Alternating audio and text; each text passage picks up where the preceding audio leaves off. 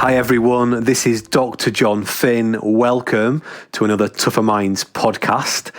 Exciting news, we're starting to get details about the 100, the new cricket tournament that's going to be taking place in July as we look forward to getting out of these quite challenging lockdown conditions. And what I think is really interesting about the 100 is that we're going to get these new teams formed. And we all know that the teams are going to be packed full of really talented individual cricketers, but that isn't enough to actually create to guarantee that teams will be successful and they will win. So in this episode, I want to talk about the types of things that we need to think about in order to create really powerful teams. So I just want to think about some of those things. We have our 5-stage team power model that we've designed over many years using the best insights we understand from neuroscience and behavioural science and psychology. And we use the team power model to help teams to understand what they need to do in order to be successful. And if everyone's got a good understanding of that, of their roles and responsibilities, some of which are very obvious, like in the 100 teams, it will be I need to field and I need to bat and possibly bowl as well. But some far less obvious roles and responsibilities, like I need to get good at regulating my emotions, I need to up my game to be a really good leader, I need to get better at bringing my best self to every training session and every game, whatever it is, so that everyone can understand both their visible and their invisible roles and responsibilities and give the team the very best chance of being its best. So let me talk you through the 5 different stages that all these new 100 teams are going to have to conquer and get right if they are going to be the very best teams that they can be. Stage number 1 of the 5 stages in our team power model is what we call me power conditioning. And the metaphor we use in our team power model is a mountain. Probably helpful to point out at this stage. So it's like we are climbing a mountain together, and stage 1 is right at the bottom of the mountain. So me power conditioning is all about bringing your best self to training, to match days, to work essentially. And we think about this on a continuum. You can either refuse to bring your best self to work, or you can choose to do that. And you can either refuse to develop yourself and work on yourself, or you can choose to do that. And there's a continuum at play there. One end is I refuse, one end is I choose.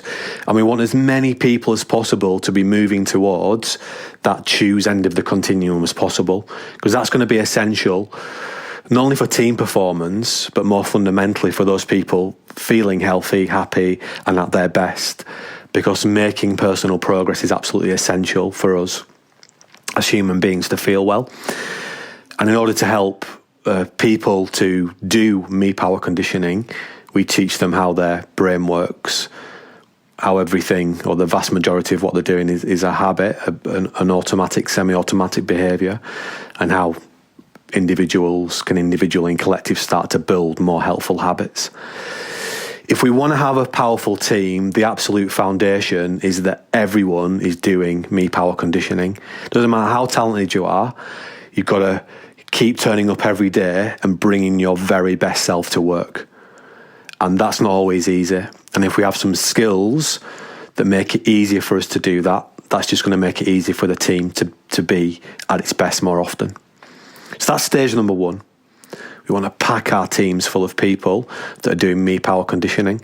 And I'm not sure if this has been the case with the 100 teams, but lots of our clients actually, before they even recruit anybody, or as part of their recruitment process, they are analysing the me power conditioning traits of the individuals before they bring them into the organisation, using some of our analysis tools.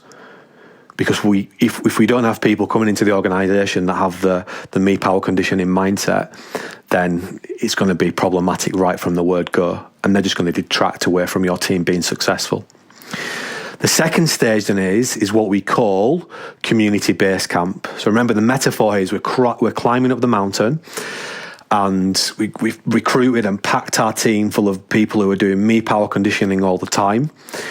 The community base camp then is where we organise ourselves and think about, well, what does the top of the mountain look like for us? What is the goal that we are working towards, or the goals and objectives we are working towards? And in order to allow us to achieve those goals and objectives, what is the strategy? So what strategy, what plan of action are we going to use to give ourselves the best possible chance of achieving our goals in an efficient and effective manner? And depending on the strategy and depending on the big goals, what are the immediate priorities? What do we need to do first of all? And then, depending on that, how does that distill down into everyone's roles and responsibilities?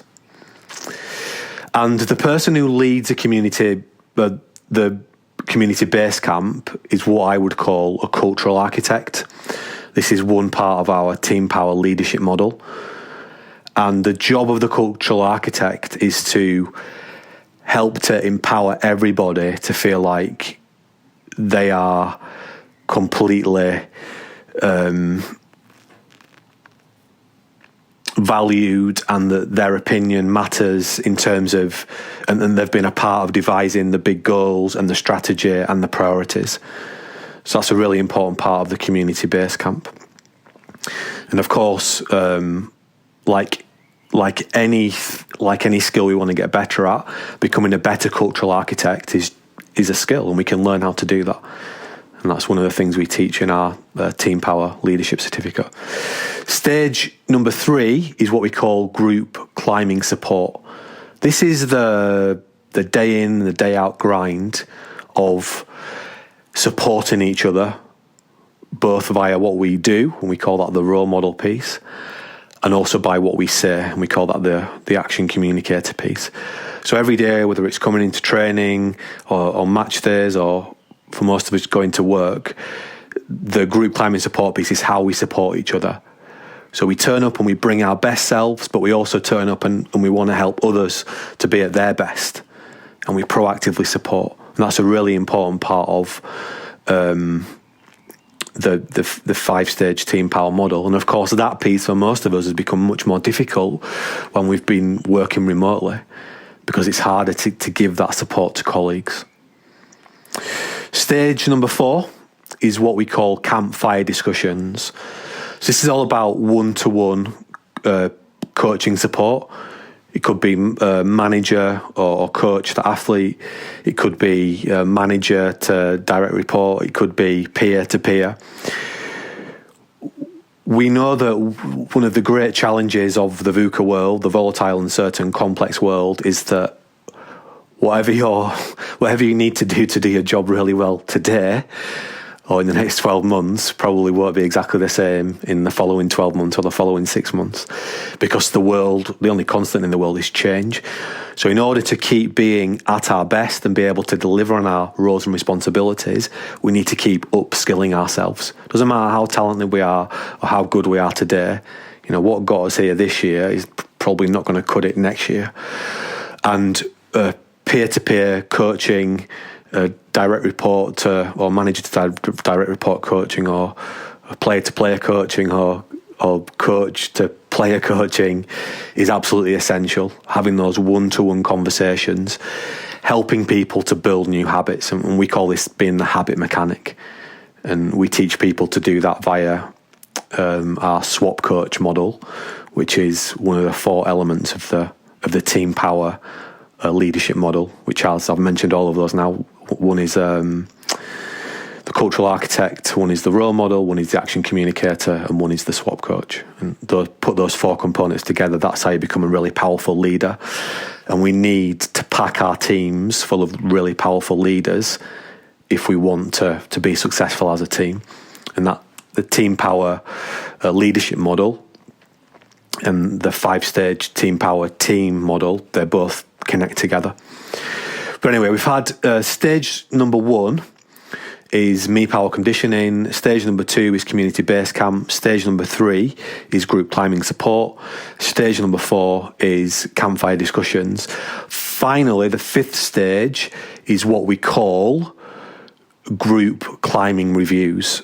This is where we periodically step back and say, okay, well, when we were setting all this out in the community base camp, they were the big goals, they were the objectives. This was a strategy we decided on. These were the priorities. This is what everybody's roles and responsibilities looked like. But, since then, a few things have changed. So are all those things still relevant? If they're not, what do we need to change? And these group climbing reviews are about building space into the calendar and doing this periodically so we can all collectively step back and reflect together. When this isn't working, you've got people being very negative and talking behind each other's backs. If there is a problem, we need to bring that out into the open so we can address it, so it doesn't become a drain on the group. And depending on your team and what you do, will depend on how often you do the group climbing reviews. In our business, we do it every month. From a sports team perspective, they're doing it very regularly because they're playing often. And I know that tech teams who are working on very tight, lean type models, they might do this almost weekly. But we need to have that structure built in so we can properly evaluate where we're at in relation to where we said we were going to be at, and if the strategy and the goals and the priorities and the roles and responsibilities are all still relevant. And that's just a cycle that we go through. So that's how we think about creating powerful teams with our 5-stage team power model. As I said, plugged into that is our team power leadership model. And these are the things that we teach our clients, both in sport, also in business and in other contexts. Teach them how to use these ideas in order to build more powerful teams. We know that more than ever before, we need our teams to be excellent. We need the people in our teams to be resilient. We need to have outstanding leaders in our teams. And we need to strive towards creating excellent world-class teams, because that's the only way we're going to have the ability to get as good at solving complex problems as we need to be in order to succeed in the VUCA world. Because the only constant is change, that means we need to get better and better at solving problems for ourselves and also for our clients. It's the same for sports teams. What the most successful 100 teams will be able to do is solve problems around how do we get that batsman out, how do we stop that batsman scoring runs, or the batsman, how do I stop this bowler getting me out? How do I get runs off the batsman? Cricket, like any sport, is about solving complex problems, and the teams that are best at that will ultimately win. And we see that if you can use a powerful science-backed model like the 5-stage team power model we've created, and also powerful science-backed leadership models like the team power leadership model we've created, then you've got a very, very good chance of fulfilling your potential both individually and collectively. And I think it's the 100 teams that use these types of insights that are ultimately going to win that competition.